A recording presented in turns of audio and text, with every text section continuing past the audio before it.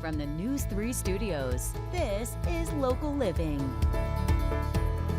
Welcome to Local Living. I'm your host, Nicole Reynolds, and joining me today is CASA volunteer Alison Brazier. Thank you so much for being with me today. Thank you. Now, you've been a volunteer for 11 years, and that's a very healthy time to be a volunteer for something. So what do you get out of being a volunteer that keeps you coming back for more? I think once you start in the CASA program, you become a CASA, you see not only how much of a difference you can make in children's lives, but that they teach you about yourself and about life. So while I think a lot of people volunteer because they want to help others, I've gotten so much out of the program too. So I think that's what keeps me around. Now, what exactly do you do as a volunteer? And tell us how you would recommend people to become a CASA volunteer.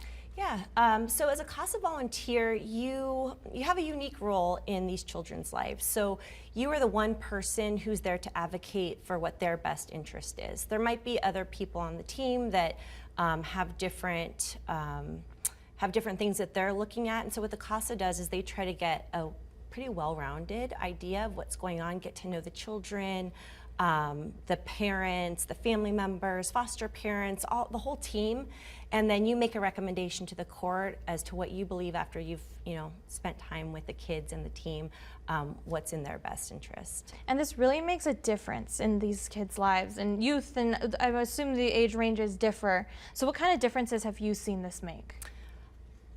Until you get into the system and you're part of it, I don't think most of us realize that these kids that are in foster care, they a lot of times have a revolving door of adults and workers and care providers that they see, and as the CASA, you're the one constant person that's in their life.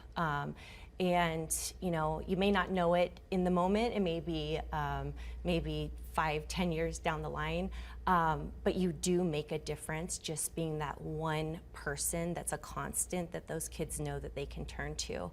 And like I said, you may not hear from the kids right away what you've done, but just working with different youth over the past 11 years, every single one of them has told me at some point in time, you were the one person I knew I could count on. Oh, I love that. Now, do you have a special moment, maybe with a special one that you remember very fondly?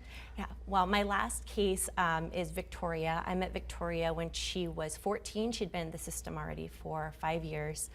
And so our big goal with Victoria was get her graduated, get her out of high school, and help her launch into adulthood. And so even though she's not technically a youth anymore, I'm still part of her life and just helping her kind of transition that into adulthood and into real life and be as successful as possible. Now, if any of our viewers want to become CASA volunteers like you or just simply learn more about CASA, where can they go? They can go to casalasvegas.org. That's our website, and that'll give you all the information that you need, and phone number too if you want to get more information, talk to someone. Alison, thank you so much for being with me today, and thank you for everything you're doing in our community. Thank you. And thank you everyone at home for watching Local Living. We'll see you next time.